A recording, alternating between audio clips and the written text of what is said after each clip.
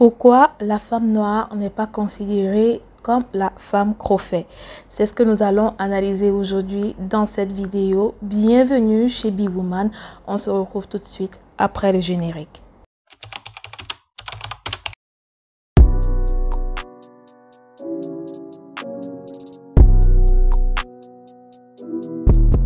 Pourquoi la femme noire n'est pas considérée comme étant une femme crofet?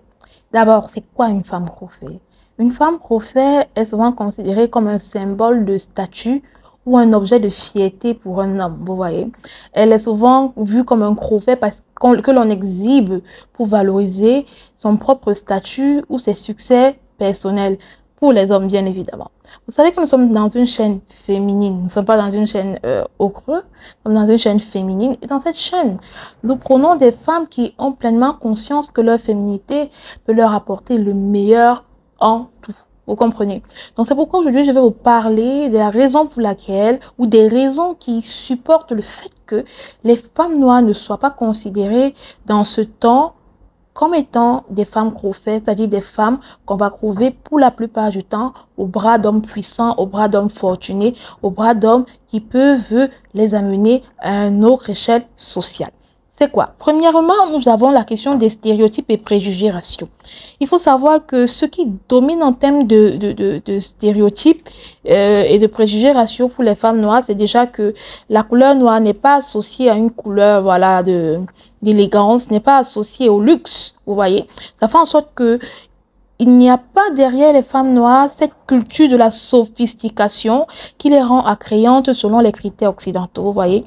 Ce qui implique que directement, quand tu es une femme noire, tu es exclue de la notion de prestige et encore plus de la notion de femme crofet. Là, c'est dit. La deuxième chose, c'est les normes de beauté dominantes. Il faut savoir qu'on vit dans un monde qui est en majorité dominé par ceux qui ont bâti la civilisation dans laquelle l'on est, qui sont les Blancs. Et leurs normes de beauté, les caractéristiques physiques qu'ils ont envers leurs femmes ne sont pas nécessairement des caractéristiques physiques qui correspondent à l'ensemble des femmes noires. Vous voyez, les femmes noires en général sont thick. Ouais, elles sont thick. Donc, elles ne sont pas des femmes qui sont filiformes et tout ce qui va avec. C'est des femmes thick. Elles ne sont pas blondes. Pour la plupart, elles ont des yeux marrons, des yeux noirs avec avec les cheveux crépus. Vous voyez, elles sont obligées même de porter des perruques pour essayer de fit à ce que la norme de beauté dominante dit à ce à quoi elles doivent ressembler pour à peu près, voilà, happer l'œil d'hommes de certaines catégories ou simplement d'hommes. Vous voyez que de ce fait-là, la beauté dominante, voilà, exclut la femme noire de la course vers le fait d'être une femme crofet. La troisième des choses, c'est le narratif culturel. Vous voyez un peu. On a dans les médias ou même dans les quartiers, si vous avez regardé dans les quartiers, pour celles qui ont grandi dans les quartiers, vous avez des expressions dans le narratif culturel. On attribue à Mokobe d'avoir par exemple vulgarisé le mot Niafou ou encore Fatou, qui serait sans apparemment dans les explications une fille qui souhaiterait ressembler à Beyoncé, vous voyez. Et voilà, la Beyoncé, comment dirais chez moi, la Beyoncé du sous-quartier, vous voyez. Donc il y a ce narratif culturel là où on a marginalisé la contribution et la beauté des femmes noires. Et de manière populaire, les médias en ont joué. Comment cela? Ils en ont joué dans la mesure où ils ont passé le temps à montrer une femme noire qui struggle en amour, une femme noire qui, voilà, est soit femme de ménage ou mère célibataire qui n'arrive pas à joindre le deux bouts avec ses enfants.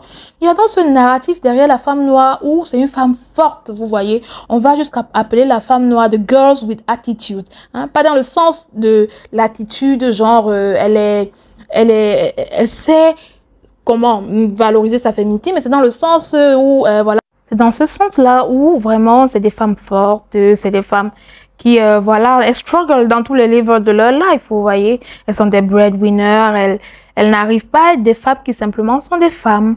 Donc, il est important que vous compreniez le narratif culturel que ces médias vendent autour de la femme noire et de se dire, un peu comme Toni Morrison le disait, que si tu penses qu'il y a un livre qui n'a pas encore été écrit, écris-le.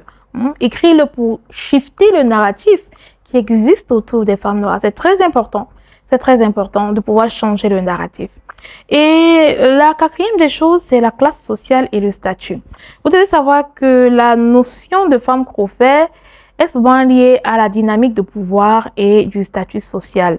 Donc, il faut savoir que les barrières socio-économiques, et l'influence des classes sociales, les inégalités et tout le manque de visibilité font partie de tout le tintouin qui affecte la reconnaissance des femmes noires dans certaines sphères de la société. Quand je dis ces sphères, c'est les sphères du luxe, c'est les sphères, des riches, des vrais riches, vous voyez, les sphères même des riches tout court, qui affectent donc les femmes noires parce que dans cette intersectionnalité-là, les femmes noires n'ont pas réussi encore pour le moment à percer tous ces éléments-là, que ce soit la barrière sociale, les influences des classes sociales, que ce soit également les inégalités qui les affectent, ou encore le problème de visibilité dont elles font objet.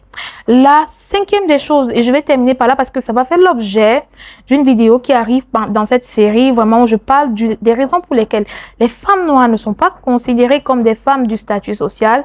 On a ce qu'on appelle l'intersectionnalité de l'identité de la femme noire.